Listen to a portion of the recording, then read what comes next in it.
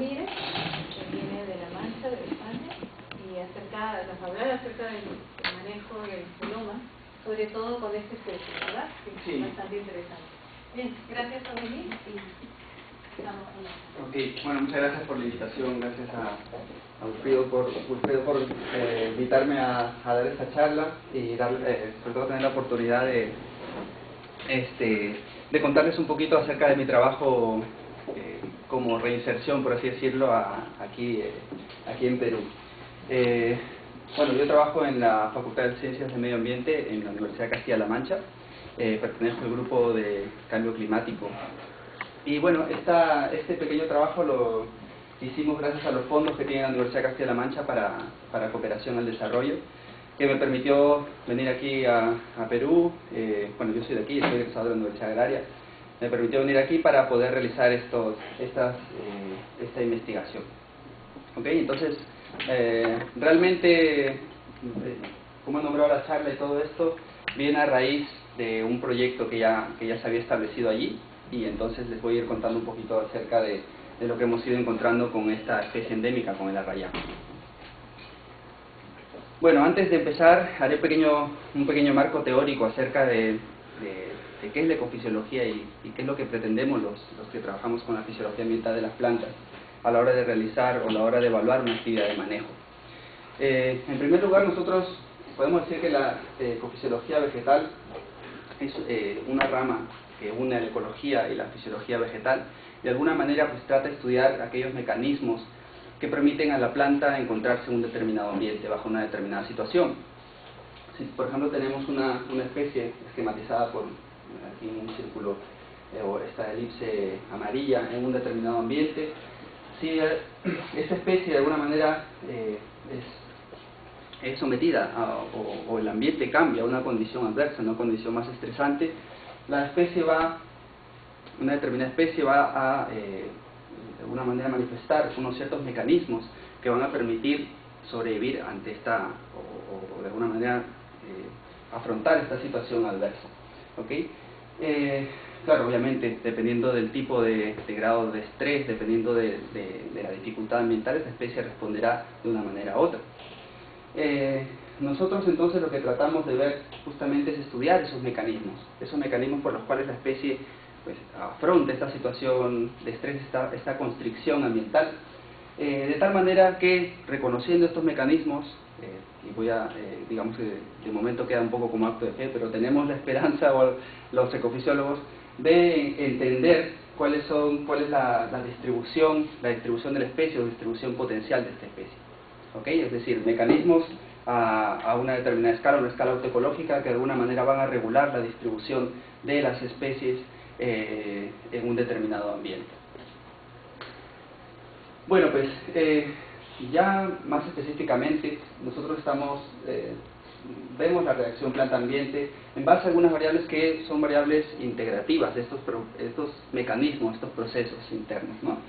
Hablamos del crecimiento, la generación y acumulación de biomasa, ¿de acuerdo? Pero también hablamos de la floración como variable integrativa, que es un indicador del éxito de la reproducción, o la fructificación como éxito en la diseminación. Me voy a centrar más, nuestro trabajo está más ligado al crecimiento, no trabajamos floración y fructificación, es una siguiente etapa, digamos, que quedaría por complementar. En términos de crecimiento, los mecanismos que están detrás del crecimiento básicamente son, bueno, aparte de la división celular, son los que mencioné, son los que pongo aquí. Habrá una asignación de carbono que será destinada hacia el crecimiento. Esto obviamente, esta asignación de carbono dependerá de algunos factores, entre ellos el grupo funcional del que pertenece el individuo, es decir, si hablamos de una especie de vida larga, de una especie de vida corta, si hablamos de una herbácea frente, por ejemplo, a una especie arbustiva, perennifolia, etc., la asignación de carbono será distinta. Hablamos de la ontogenia y también hablamos del estrés, es decir, en la situación esta de la constricción ambiental a la que se encuentra la planta hará que este carbono que es asimilado vía fotosíntesis pase a crecimiento o pase a otro bien. ¿De acuerdo? Entonces esta digamos que es es un factor que determinará el crecimiento en la vegetación. Obviamente esto se verá reflejado en la estructura foliar, como luego vamos a ver. Pero por otro lado, para que las plantas crezcan, tiene que haber una turgencia celular, ¿de acuerdo? La planta tiene que ganar, por así decirlo, turgencia, se irá rompiendo la pared celular, se irá reponiendo también, pero tiene que haber una expansión celular, un aumento de turgencia. Es ahí que el estatus hídrico que encontremos nosotros en las hojas estará íntimamente ligado también al crecimiento. ¿De acuerdo? Entonces tenemos aquí la conjugación de lo que sería el estatus hídrico, en este caso de las hojas, y de la estructura foliar, digamos, la combinación de ambas y su implicancia en el crecimiento, es un tema que todavía está muy poco explorado. Entonces, digamos que estos serían los mecanismos subyacentes que nos permitirían, digamos, obtener un mayor crecimiento. Y esto tiene obviamente repercusiones importantes porque las plantas crecen, ganan biomasa. Si ganan biomasa hay mayor capacidad de capturar carbono. Entonces pasamos de unas variables, de unos mecanismos que los medimos incluso a nivel celular, pero que tienen sus implicancias a un nivel, digamos, de ecosistema, a un nivel de una mayor escala.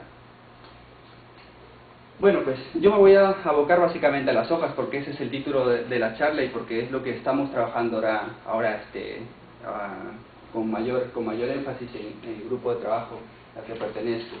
Y esto ya con artículos recientes como este artículo en Nature, ya se empieza a tomar énfasis respecto a cómo algunas características morfológicas e incluso químicas o bioquímicas en las hojas tienen su relevancia en la distinción de los flujos de nutrientes y también en los grupos funcionales y sobre todo su respuesta ante diferentes condiciones climáticas.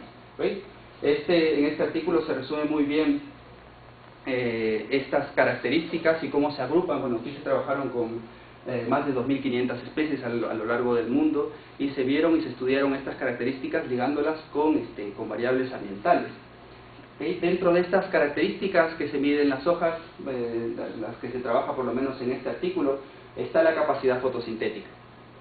La capacidad fotosintética no es más que la tasa de fotosíntesis máxima de un determinado individuo. ¿De acuerdo? La concentración de fósforo y la concentración de nitrógeno también es otro proxy, es otra característica que está íntimamente ligada con el grupo funcional de la planta y con el ambiente que se encuentra.